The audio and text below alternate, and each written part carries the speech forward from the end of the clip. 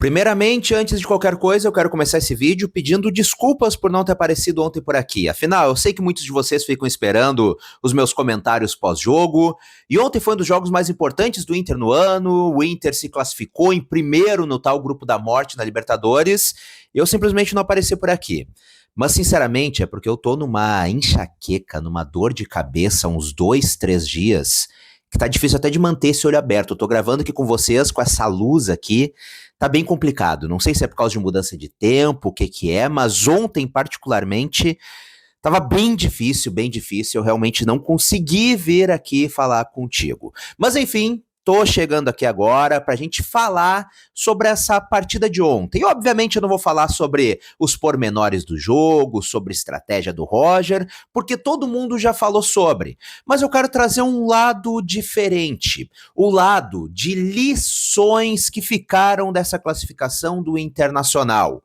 Lições para mim e pra ti, torcedor. A classificação do Inter em primeiro lugar no tal grupo da morte na Libertadores, além da importância pro restante do ano, pro planejamento, para manter vivo o sonho do Tri da América, traz uma importância muito grande também, com uma lição pro torcedor colorado. Sim, uma lição que precisa ser aprendida principalmente por parte da torcida do Inter, que o imediatismo não pode ter mais espaço. O imediatismo é um câncer no futebol brasileiro. E por que eu falo no futebol brasileiro? Porque principalmente por aqui acontece esse fenômeno, que um treinador pode estar muito bem. Se vai ali 4, 5, 6 jogos abaixo, a torcida já quer a cabeça do treinador, já tá pedindo a saída, já tá tudo errado, nada mais presta. E isso aconteceu recentemente com o Roger Machado.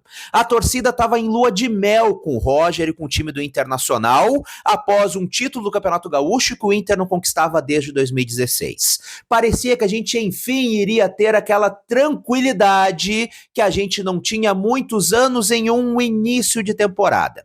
Só que o Inter, com a sequência de jogos, com muitas lesões, com confrontos extremamente difíceis, principalmente neste início de Campeonato Brasileiro, acabou decaindo. E com isso, toda aquela lua de mel acabou.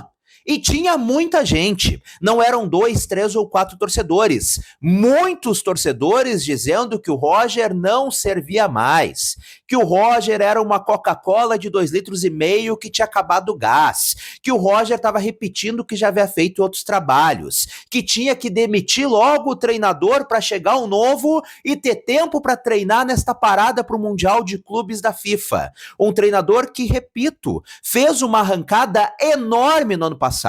Pegou um Inter morto do jeito que estava, teve uma invencibilidade histórica e levou o Inter diretamente para a fase de grupos da maior competição do continente. Um treinador que foi responsável por devolver ao Inter um título gaúcho que o Inter não ganhava há quase 10 anos. E por alguns jogos ruins, sim, por uma decadência técnica em alguns jogos, nada mais prestava e grande parte da torcida queria a cabeça do Roger. E eu sempre disse nesse tempo por aqui que cobranças precisavam ser feitas, obviamente, assim como são feitas para qualquer treinador.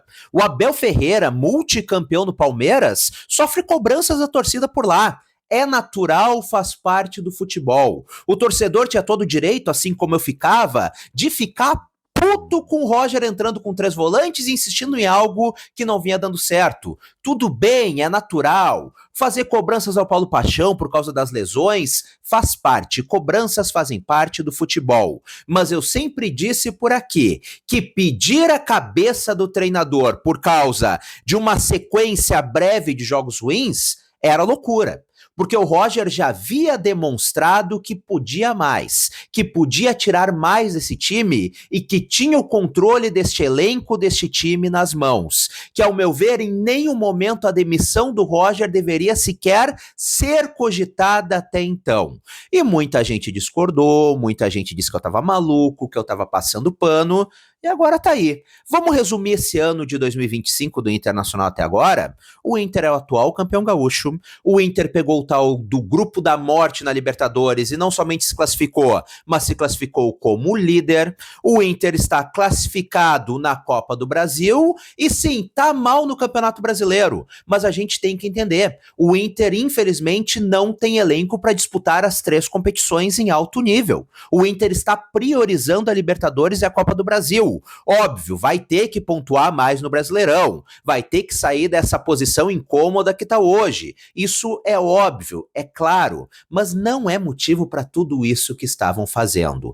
Por favor, não tem mais espaço com imediatismo. A gente fala tanto do futebol europeu, o melhor futebol do mundo, a gente paga pau pro futebol de lá, porque a gente tem que se inspirar no melhor futebol do mundo. Lá, raramente eles têm esse imediatismo. As grandes equipes do futebol mundial, mesmo quando o treinador não dá aquele resultado imediato, mantém o trabalho justamente por convicção. E isso precisa ser aprendido aqui.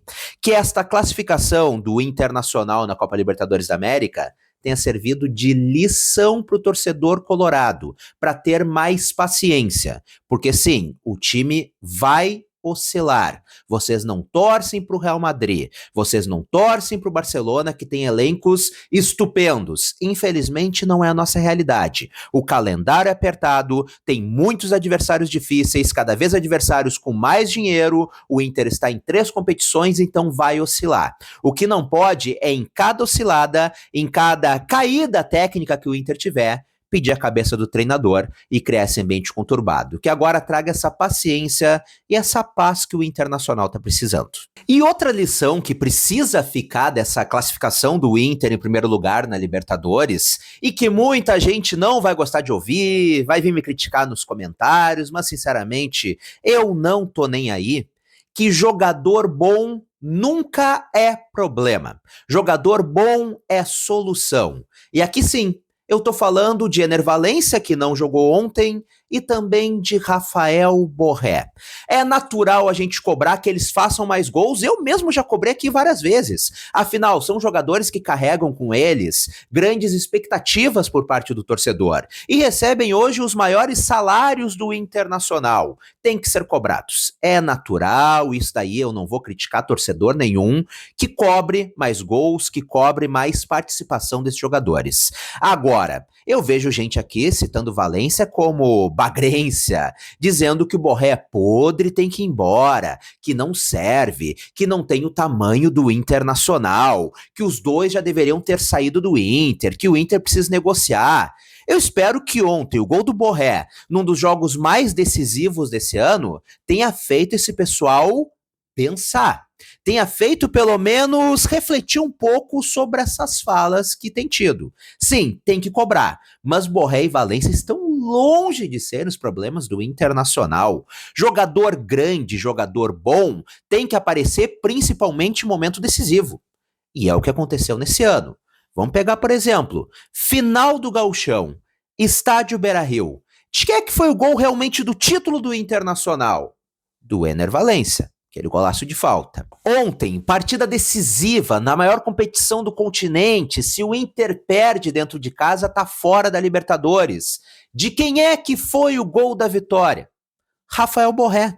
Então, em momentos decisivos, eles têm aparecido. E aí tu pode me dizer, não, mas o Valência lá contra o Fluminense deixou o Inter na mão. E a gente vai ficar crucificando o cara por aquilo? Então a passagem dele acabou ali no Internacional?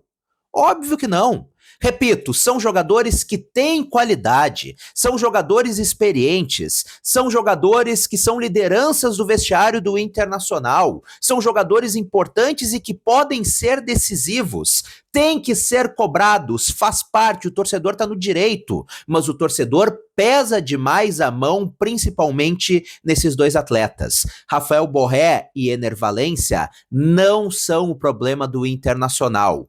Pelo contrário, em suas melhores formas, fazem parte da solução colorada. Borré e Valência jamais vão ser problemas, torcedor colorado. Dos 20 clubes da Série A, em pelo menos ali 17, 16, chutando lá embaixo, eles seriam titulares absolutos. E agora, pra gente encerrar, eu quero a tua opinião aqui nos comentários. Como é que tá esse coração? Como é que tá esse sentimento agora com essa classificação? Tu tá confiante que a gente tá no caminho certo? Que agora as coisas vão dar certo? O Roger parece que abriu mão do tal do esquema com 3 volantes e deu super certo ontem. É isso, o Roger refletiu, o Roger viu que precisava mudar, deu certo. Ontem, o Internacional do Roger Machado foi o Inter do Roger Machado, aquele Inter que o torcedor acreditava, aquele Inter que trouxe esperança pro torcedor, que se mantém assim. Eu tô confiante. Sei de todas as dificuldades, mas tô confiante. Eu quero saber o teu sentimento. Tu acha que o Inter vai beliscar um título grande nessa temporada? Uma Copa do Brasil? Uma Copa Libertadores da América? Ou tu ainda tá com um pezinho atrás? Vamos trocar aquela ideia aqui nos comentários. Isso ainda não é inscrito no canal, muito importante, já clica aqui embaixo em inscrever-se e ativa as notificações no sininho. Um grande abraço, até a próxima e tchau, tchau!